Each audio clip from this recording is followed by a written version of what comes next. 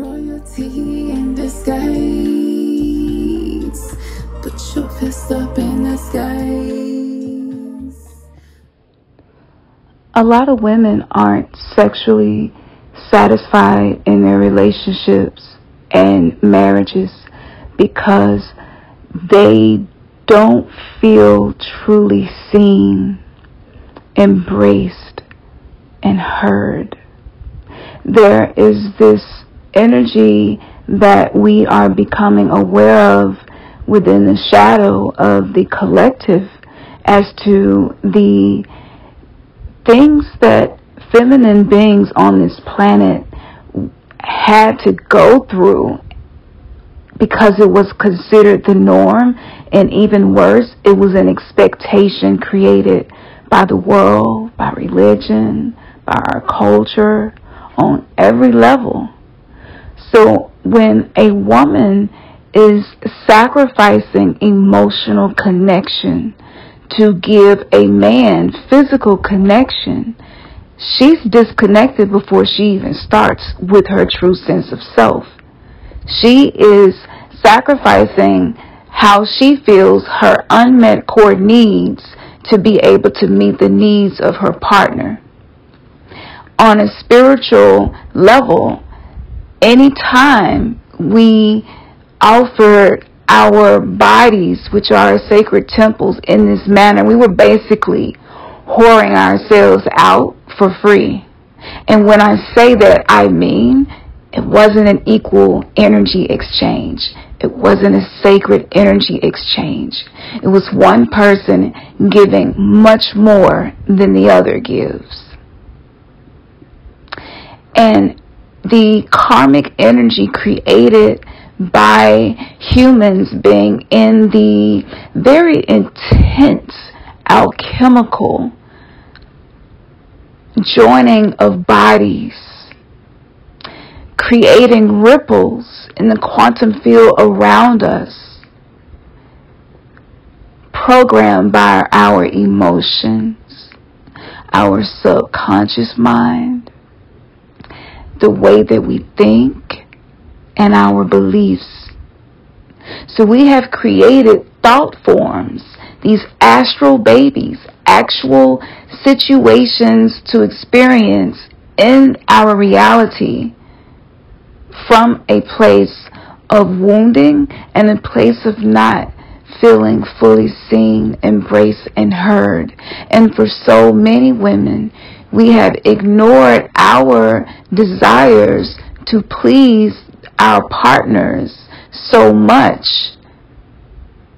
until the ability to identify what pleases us becomes difficult. Receiving clarity about what it is that we need becomes difficult because we have muted our needs.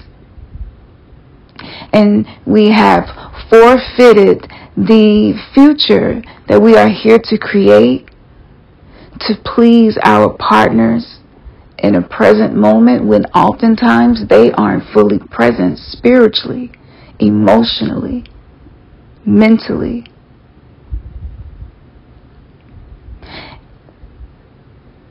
Women were told that if we do not please our man, he's going to go and get it from somewhere else.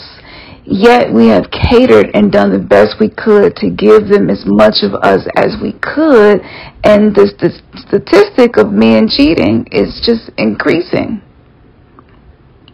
So there is something here that is causing more negative, trauma, fear-based bonds to be used by archonic energies that feed off of human suffering and negative energy. We're literally feeding that. Anytime we are saying yes when it is not a full yes, we are feeding the insidiousness that we are seeing on the planet in so many levels. This is not making love. For women, sex has been a tool to use to anchor your man in your life. The generations before us were more willing to go along to get along with some of this, but we are not willing to sacrifice ourselves to meet someone else's needs above loving our own self. The ultimate challenge, from my perspective, that has been offered to us is to be able to say no when it's a no. Unafraid of the repercussions of saying no. And this isn't just for sex. This isn't just for women. This is for anybody right now, because we both have feminine and masculine energies within us. This is why we have the right and left hemisphere of the brain. The brain is not one, it's two parts, two main parts, and each have the capability to compute data through either the right hemisphere, which is the feminine hemisphere, creativity, imagination, nurturing, more slow, relaxed. The left brain, more logical, reasoning. This is where the action takes place, and we're moving to bring something into physical form using effort and energy, right? This is the way that we are being led to have balance. On top of that, we have religion that told women, the devil is going to get a foothold in your relationship if you don't have sex with your man. You cannot withhold your body from your man. You can't withhold your body, let me be clear, from your husband. Or the devil will get a foothold. And basically saying that withholding your body, saying no, is going to lead to something so negative happening that it can only be identified with the name devil. I mean, that's pretty wicked right there. And so on a subconscious level, women have feared what would happen if I say no.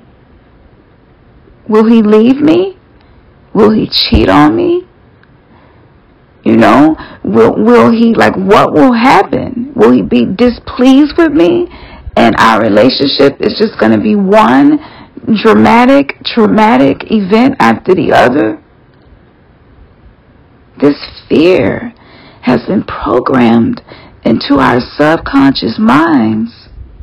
It has infiltrated our womb space. And now so many of us are having reproductive issues, health issues, pain that doesn't have a diagnosis, rhyme, or reason, because it's psychological, it's spiritual. Until we can accept the truth that some of the things we believed in may have had some beneficial information, but there was a lot of information hidden in between the lines that is detrimental to humanity, and it has been destructive to our romantic relationships and relationship with your own self. So women having boundaries and actually enforcing these boundaries, some women are afraid to, because they may not be the main breadwinner in the family, and I don't want to push him away or do anything to make him think I don't want to be with him, even though I'm crying every day because I feel like I'm starving for emotional connection and deeper intimacy, and it doesn't seem like we've been able to go there together. I am grieving. I am going through something. My desire for this man is so strong, and I love him so much that I was willing to lose myself, ignore the way I felt to please him. And even now, my mind still goes back to, how can I keep him happy no matter what's happening? Or how can I keep him here? This is why we say things like, she can't keep a man. Like, keep a man? Is this like something, a animal that we own and we lock in our backyard? Like, you keep a dog in your backyard, you know? And these things are toxic to anyone desiring to transcend their trauma, to be able to live at peace with what is, no longer chasing what is not, learning to be instead of do, learning to be love instead of just doing something loving, embodying love to the self. This is what's happening, and I have a couple of lectures where I go through history, from galactic history to present, as to the spiritual implications of so many things that we thought were beneficial, neutral, or even not a big deal. And I go into detail about this because if we do not adjust our beliefs as the truth is being shown to us, we go back to sleep because we're resisting the truth that is being revealed to us in an attempt to avoid the pain of having to face certain demons, having to face some parts of ourselves that we would like to disown, that we don't like to see, things that we don't like to admit. Most marriages were founded on these principles in these monotheistic religions, where it's okay for fathers to sell their daughters. As soon as a cycle come on, a father can sell his daughter. How does that impact us on a collective level by believing that that was okay? Even if it was the Old Testament, how did that impact us psychologically, subconsciously? And we're so shocked and surprised, not we, but a lot of people, as to a lot of the abuse, sexual abuse with children that is coming to the surface now. That first example from the Bible I mentioned to you is really not a long stretch between sex trafficking, pimps and hoes, in that situation. And we have been taught, told, believed, maybe not believed anymore, that anything that's in there is righteous, is beneficial, is good, and it's the only way. When in fact, many of the things that are troubling us now are rooted in the many 3D social constructs process of brainwashing us to feel less than who we really are, so that we do not walk with our heads high no matter what is happening in our life, because we know that we are divine beings in a human body having a human experience. We are extensions of source energy, here to work through these stories that we call our lives, to learn, evolve, become wise, and grow. This is ascension. This is evolution.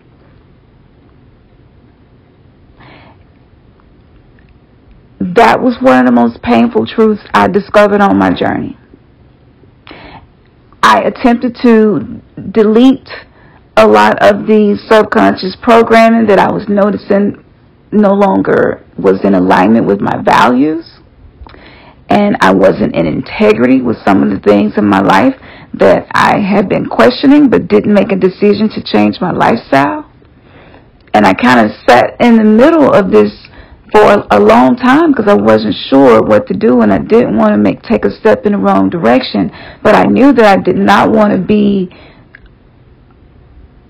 another program in the 3D false womb matrix where everything is smoke and mirrors.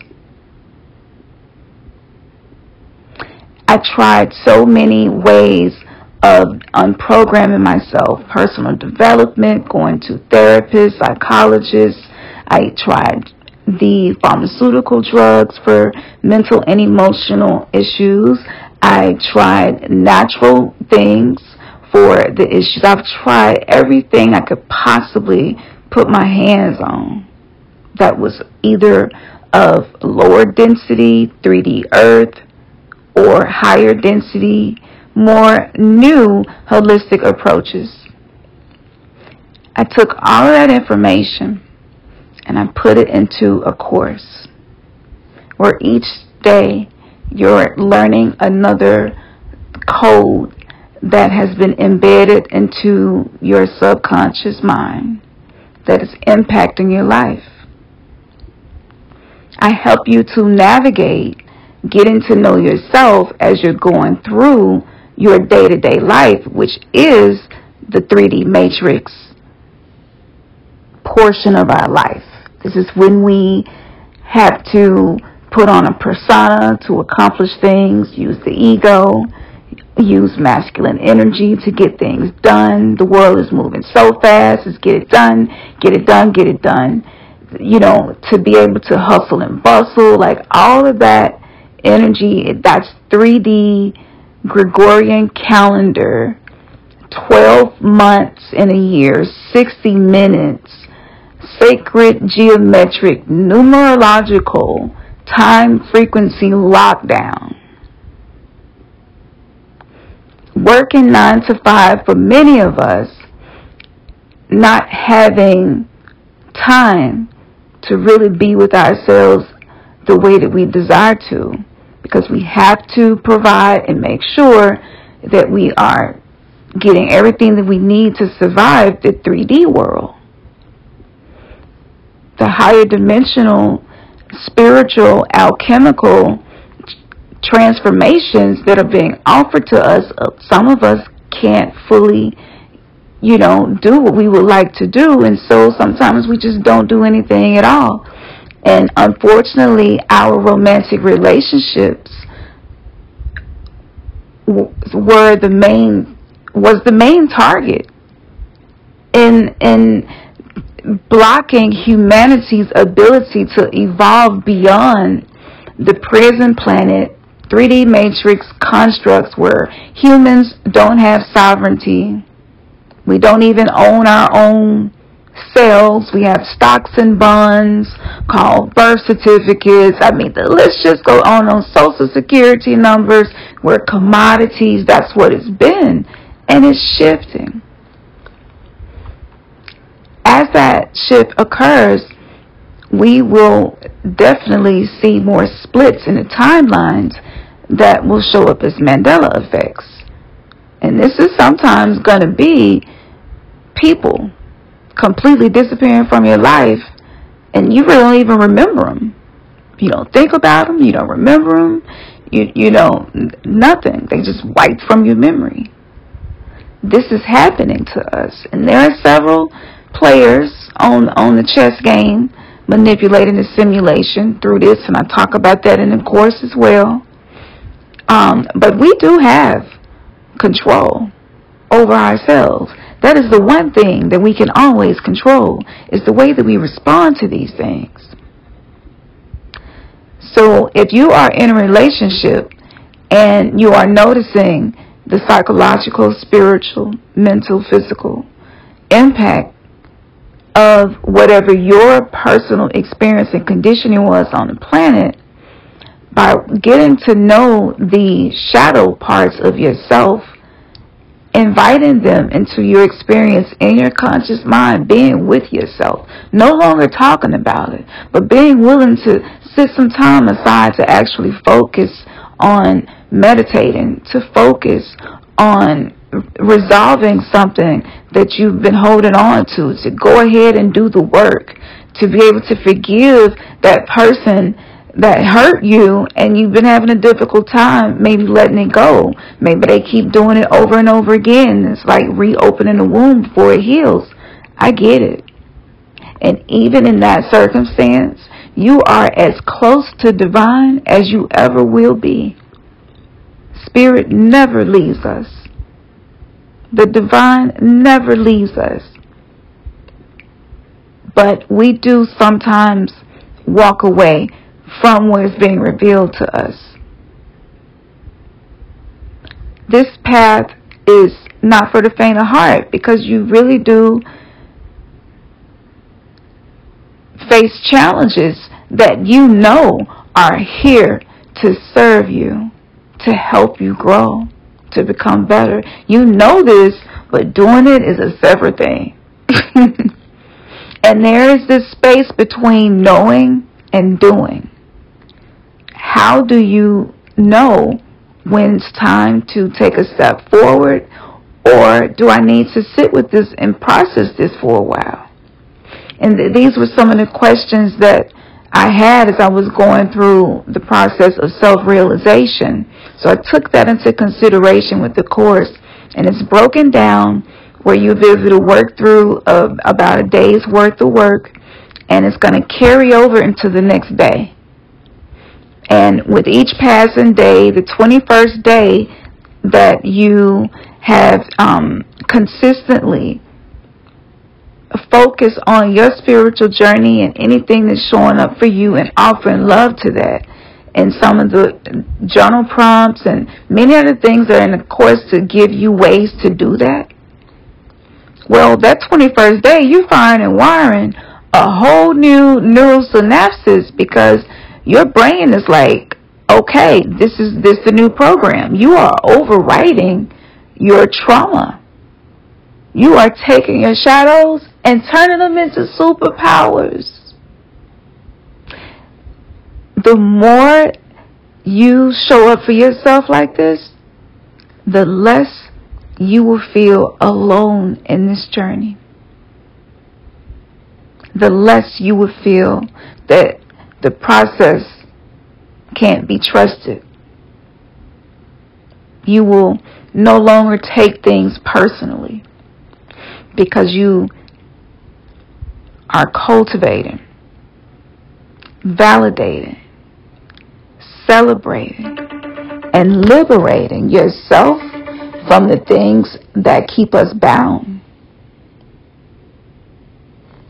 And I will be the first to tell you and admit these frequencies are absolutely activating our ego.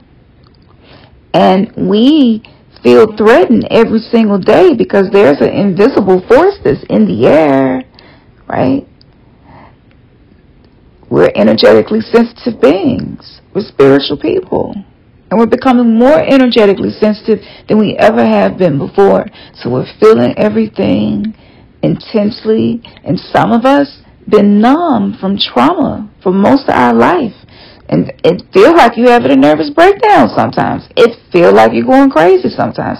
It feels like stuff is just never going to get better for you sometimes.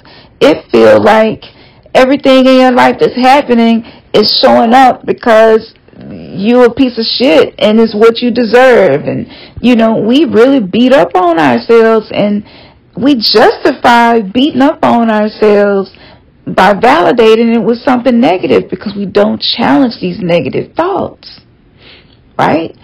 You're not your thoughts, and you don't have to identify with those thoughts. You don't have to take ownership of those thoughts. You can isolate those thoughts, and the ones that are not soothing to your soul, you can say, hey, I see you, but we're going to keep it moving. We're going to PRP this, all right? Positive reframe practice, baby. Thank you for showing up. And you say the opposite. I am worthy of love. If the thought was you wasn't, I am worthy of love. Challenge the thought. Right? Let the thought know, look, you crossing a boundary. Now, I heard you. And because this is my mind and I am the ruler of myself, I'm going to command this thought to turn into something else. And then you do it. And this is the air magic. When you begin to tap into the element of air and its natural ability to continue to be energy in motion no matter what's happening.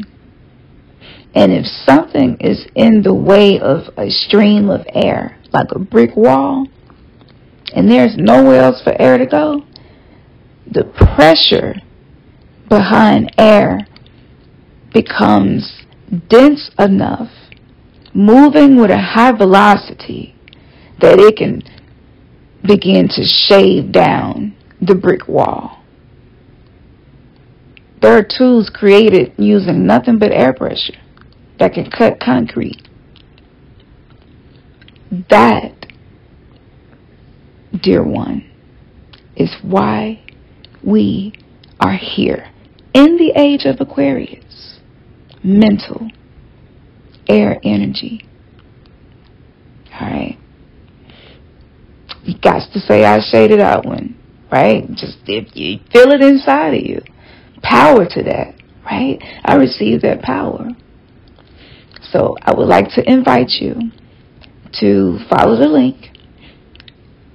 Grab the course. It'll be on sale until March 1st. So hopefully you're hearing this before that. If you don't, it's okay. We always got discounts and stuff going out, and we'll make sure this course remains available. The camps for the chakras, you're working through it as well energetically. The 3D Matrix Detox course is available. And we also have a Red Pill News Vault filled with so many interesting things, so that we can at least enjoy some of the 3D Matrix entertainment. I mean, if we're going to be here going through this, like, why not find a way to enjoy and laugh about some things and joke about some shit and just be free and liberated enough to create joy, happiness, and laughter? Why not? We got a whole lot of that going on Patreon, because this shadow work can get intense. And it's healthy to take breaks and enjoy life and do things that you love, and allow the inner child that you are getting in touch with to be embodied in your adult body, having experiences that reflect the love that you now know you are worthy of. So I will see you on that side, and I'm posting things in there from time to time, especially when my inner child has something she wants to say. I honor that, and you can do the same. The private community is there for us. For those of you who are not new, you already know what we're about to do. Man, your third eye has just been kissed.